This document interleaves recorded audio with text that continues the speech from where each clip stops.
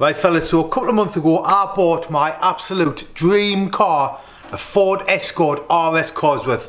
I bought it from Paul Foot Racing and I absolutely skinted myself buying the car. Once I bought it, I'd fixed some of the main issues with the car and I also put some brand new wheels on. Now I've done so few miles in the car since I bought it.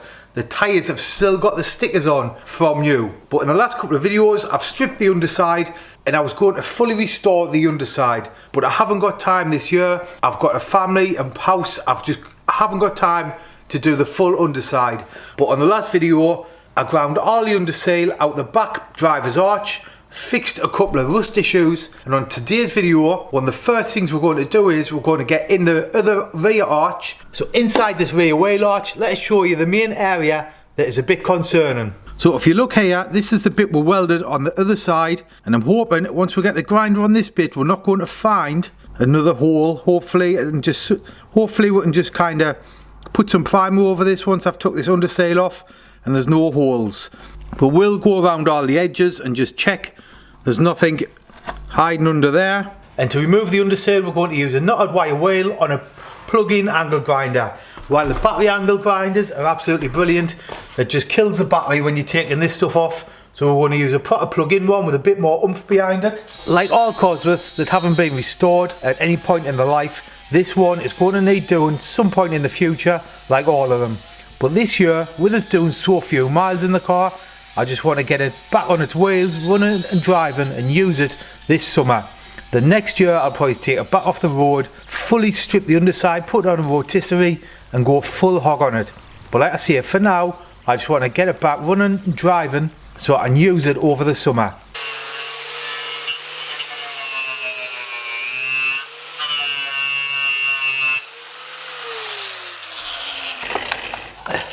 Right fellas, we have found some areas that are going to need addressing. I was hoping this side was going to be better than the other side, but we do have some work we're going to have to do. Now first off, just here on the rear quarter we've got corrosion and it's took part of the seam away along here. Then inside the rear wheel arch we've got two bits of steel here that's been nipped together, and it looks like the inside part has started to corrode away. So I think what we'll do is we'll get the hoover out and we'll clean the mess what we've just made by angle grinding the undersail off. Then we'll have a better look at what work we've got to do inside the rear wheel arch. Do you fancy a free beer? That's exactly what our friends at Beer 52 are offering. A free case with 8 craft beers. This is my 8th box of beers from Beer 52, and every month I get excited to open it. You get 8 beers and you get some bags of crisps, and the crisps are absolutely unreal. These are pretzels, and it's always nice to follow down a bag of crisps with a nice beer. Oh, it's nice, that one. In each case, Beer 52 send the members a case of unique varied beers from different parts of the world. Along with the bags of crisps, there's also a Beer 52 Ferment magazine, so you can learn about the breweries, regions and wonderful world of beer while enjoying a tasty selection of fine craft ales. If dark beer isn't your thing, you can select a light only beer, or vice versa. If you're not into light beers, you can select a dark only case. So even after all that, if you're still not happy, you can cancel or pause your Beer 52 at any time. To claim your free case, head over to Beer 52, that's 52.com/Adam. That's beer52.com/Adam to get your free case of beers. Cheers fellas. Right fellas, check this out on the car. This is why you shouldn't let people schultz your car. That there, look at all the mud, what they've schultzed over.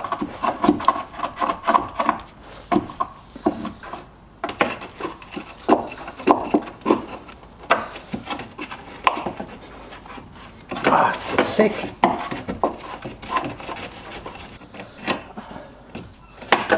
God, I might have to wash this. Let's move further along. I don't know what all this is. It's a lot of mud. I got my grinder on this. Right, let's see what's going on here.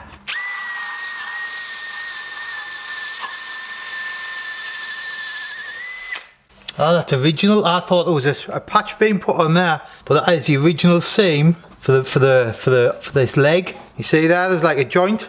Once I was happy the car hadn't had a patch welded in, I then went under the boot at the side of where the rear chassis leg is, and it was all lumpy and bumpy, so I got my wire brush on my drill and give it a good wire brushing just to see what's there, because honestly, to be honest, it didn't look original to me. But once I removed the black, you can see the original white stuff underneath, so even though it looks all lumpy and bumpy and terrible, this is actually the original Ford undersail under the car. Now I think what I'll do is I'm going to get some water and I'm going to give that area a good clean so I can see exactly what's rust, what's mud, what's what there, because it's a bit of a mess, fellas. So let's see, we'll get some soapy water and we'll give that area a good rub down. So I went in the house and filled the bucket up with warm soapy water. I then used my best detailing brush and give it a good scrub in the cracks and removed all the mud. You can see when someone shunts the underside of the car, they've just gone straight over the mud, so the schultz has literally just been a barrier holding the mud between the car and the schultz. It's an absolute terrible job. If anyone offers to schultz your car, fellas, personally I wouldn't let them. I would never ever schultz the underside of a car that hasn't been fully stripped. Once I'd give it a good scrubbing with a detailing brush, I then found an old towel from a dead relative and give it a good drying the best I can. I then dried it a little bit further with a heat gun just to remove any moisture from the car. Once I was happy it was all original under the mud and it wasn't all rust and gunk under there, I then moved on to this patch what we need to fix. I can't put the car back on the road with this, it would do my nut in. So what we need to do is we need to cut the rust off the car, and to cut the rust off I'm going to use this. This is a Prevost cutting air powered tool. It's got a 1mm thick disc. So we'll plug it into the airline like that, and we'll get some hair protection and some eye protection on, and we'll chop a bit of rust off, see if we can fix it with a welder. Now I paid a lot of money for this car and people at work think I'm absolutely nuts. I spent a lot of money on this car and the first thing I've done is stripped it and started welding it. I could have had a very nice new BMW for the price I paid for this car, but this is old Fords. This is nobody's fault. This is what I would expect from any unrestored old Ford. If you strip an unrestored old Ford, this is what you're going to find. So as you can see, there's actually two bits of steel welded together, and I thought I might have been able to get away with just doing the first layer of steel and leaving the second layer behind, making the job a lot quicker and a lot easier, but I don't think it's going to work. We're going to have to cut the second layer off behind and weld in two new layers. So let's get the grinder back out and see if we can get what's left of this rust off. Now my full-time job is nothing to do with welding cars, so I am learning as I go. So with the bit cut off, you can see what we're left with. We haven't gone through and made a hole in the car, so in theory if I could just actually weld this and it will become watertight. What I'm going to do is I'm going to cut some bits of steel, I'm going to make it and shape it properly, but before I do that I'm going to remove all these sharp edges what the cutting disc has pushed over. So to remove the burrs I'm going to use this 3M Roll-Lock bristle disc. I'm not sure how they work, it feels like a plasticky rubber, but apparently it's got some kind of ceramic in, but they're very good at removing rust, paint and dirt from steel. Right fellas, so here you can see the bit of steel what we've just cut off the car, and you can see it's actually two bits of steel joined together and spot welded in place. So what we've got here is a new bit of steel, and what we're going to do is we're going to stick some masking tape on. Then with my pencil I'll just quickly sharpen the end. We'll then draw around the bit what we need. We'll make it a little bit bigger because we can always trim it down. So that's like the outside edge where it curves around onto the wheel arch. Then we need a straight line along here. Something like that. Now we need two bits like that. So let's cut this bit out, then I'll make another bit, and hopefully that should do to weld that and fix the car, weld it in and fix it. So let's try it with my tin snips. I don't know if these will work, to be honest. I think I might have to get the grinder out.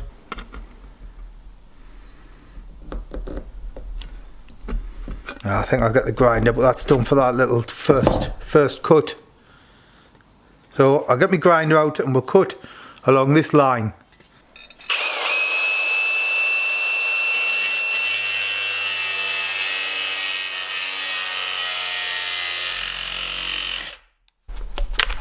There we go, snap it off. So we need another bit exactly the same, so we'll just copy this bit onto there.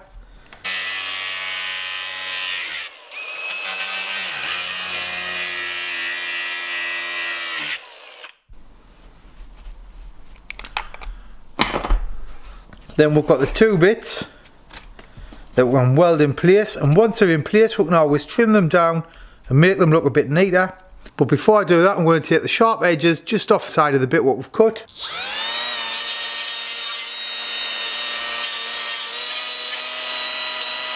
Right, let's see what these look like on the car. Right, now we'll weld them in place. Then once they're in place, they are still a bit big, but once they're in place we can trim them down and make them look a lot neater. But before I do that, I'm going to give them a quick coat of weld through primer. Right, so the two bits of metal have been primed and they're now dry. So let's stick them in place, and to stick them in place before we weld them, I'm going to use some magnets. So let's start with the back piece of the two. So we'll get the magnets and stick it in place. So we'll stick that on there. Then that bit goes there. We will then weld the second piece around it, put another magnet on just to keep that in place. Right, that's nice and flush around there, and we've got a nice weld gap. Now it is still a bit big, but once it's welded in place we'll grind and shape all this properly to what it should be. Right, I'm happy with that. Let's get the hot glue gun out and we'll put a weld bead round here, and hopefully that one will still fit in place once we've ground the weld back. I'm not sure if this is the right way to do it, but it is the way I'm going to do it. So my welder is an Artec MIG 180, and I'm using a 0.6mm welding wire. This is my second welder. My first welder was a Clark welder, which I was absolutely useless with. I used to just blow holes and everything. But since I bought this Artec welder, absolute game changer. You can adjust it so finely, it makes welding a lot easier. And to be honest, most of my welding, what I've learned to do, has been with this Artec welder. I've had it for about a year, and it's made welding so much easier. So this is where we're up now, fellas. I've welded along here, and I wish I'd kind of done it a different way, although it's not too bad there, because that's the second bit of steel what we need to put in. So what I'll do is I'll weld this along here, and I'll fill these gaps what I've got with the weld I've just done. Then we'll shape it to look like what it should be on the other side of the car. So I'll get some mold grips and I'll clamp that in place. Not go too close, I don't want to weld me mold grips to the car. Right, let's have a go. Now if you are welding on a car, fellas, please be careful, because it's very easy to set your car on fire. When I'm welding, I do keep checking inside the car for fires. And here is my MIG 180. You can see it's a bit dusty and dirty. I don't really look after it. It's just a tool, so it is a bit dusty and dirty. But you can see there my voltage and wire speed, in case you've got one of these welders and you want to have a go yourself. And like I say, this is using a 0.6mm welding wire with the argon gas.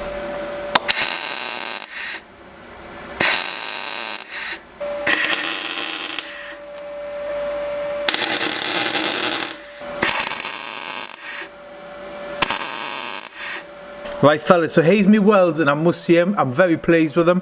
This is only like my 5th or 6th time welding on cars, and that's came out pretty good. If I paid someone, I would be more than happy with them welds.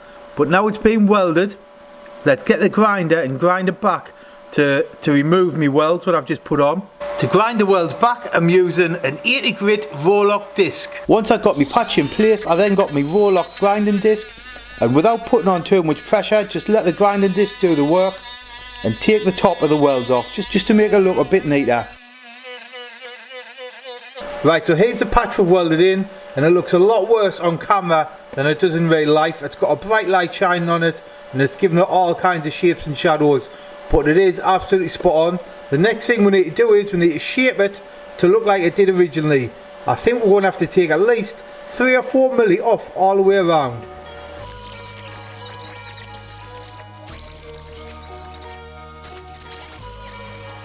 There we go fellas, how mint does that look? A little bit of undersail and you're never going to know that it's been welded. And if we come inside the car, what you can see, we haven't damaged any of the original paint and sealer. It all looks like it did before we've done the welding. A lot of that's just like dust that'll hoover up, but overall very happy with that job. So let's leave that welding for a bit, and the next job is something I've been putting off for a long time, because if I make a mistake it's going to take me hours, like literally days, to fix this. So a few videos ago I fixed the rust that was in my fuel filler area by welding this plate in. Now with this plate there, I can't put fuel on the car. So this is the fuel filler that goes in the back quarter of the car. So when you want to put your fuel in, you pull this little flap, you put your fuel nozzle in, fill the petrol tank. Now what we need to do is we need to drill a hole for the fuel nozzle to go into the fuel tank.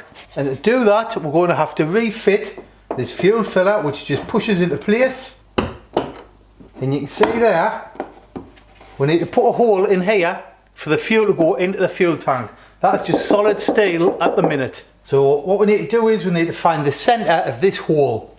I'm not really sure how I'm going to do it, but I'm going to start by drawing a circle all the way around here. Now we don't need the fuel filler in the car, so let's start by popping this back out the car. We've got the circle marked what we need.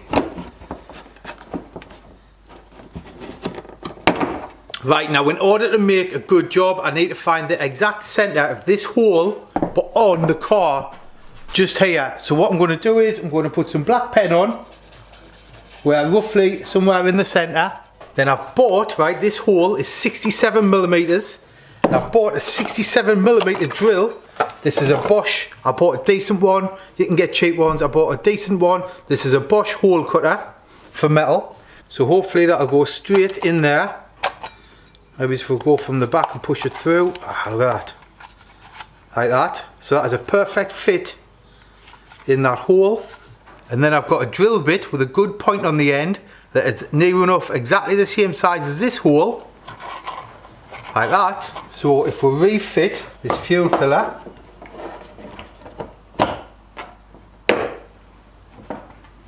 with that in there, then if I put this drill in there,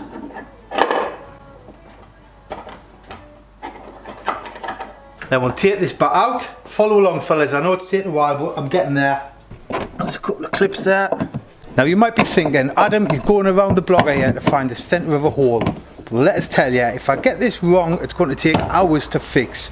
So I would rather spend an extra 10 minutes and get the job done right. Now we've got a little mark there for the centre of the hole. And with this centre pop, we'll make this hole a little deeper so it's easier to drill. Right, then we'll start by putting a tiny little hole in the steel with this centre drill.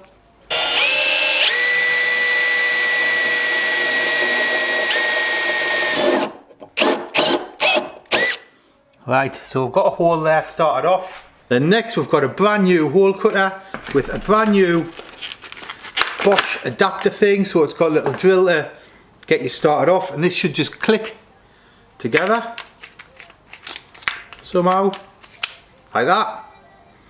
Now like I say, I've got a good one because I do not want to make a mess here. So let's put it in the drill and give it a go. So we're going to put the drill on speed 1 so it's got plenty of torque. Right, let's go. Now I'm guessing this cutter would work better with a bit of oil on. It always helps to cut metal with a bit of oil, but I am eventually going to be painting this area of the car, and if I put oil on it's going to make the job of painting a lot harder. So I'm going to go in dry. Hopefully the cutter will get through without making too much of a mess. Then if the cutter's knackered at the end, it's cost us 15 quid for the white part of the cutter, and I've got a perfect hole in my car. Yes! So that did make quite a few cuttings, so I'm going to get the hoover and hoover the mess up. Now something I do when I do the hoovering is I put a little bit of hose in the end of my Hetty hoover so I can get into the tight gap with the hose. I do this on my daily car as well. I can get in nicely at the side of the seats and get all the McDonald's chips and crisps up that have dropped down the side. Right, so I've done the hole. It's got a bit of a sharp edge where it's broke through, so I'm going to use this 3M ceramic bristle thing. They seem to be quite good for removing burrs. I'm not exactly sure what they're designed for, but it will remove the burr on this hole. So I am actually an engineer in metalwork by trade, and something I was told is when you're removing burrs from metal, you should be able to rub your main sausage on it without doing it any damage. Now I'm not going to test that theory, but I'm more than happy that that hole is fully deburred. Right fellas, moment of truth. Let's put this fuel filler in and see if I've got that hole in the right place. Because like I say, this sits in there and there's a pipe joint onto the back through this hole and that's where your fuel filler goes in to fill the car fuel tank. Come on, please. Oh, I also need to drill another little hole.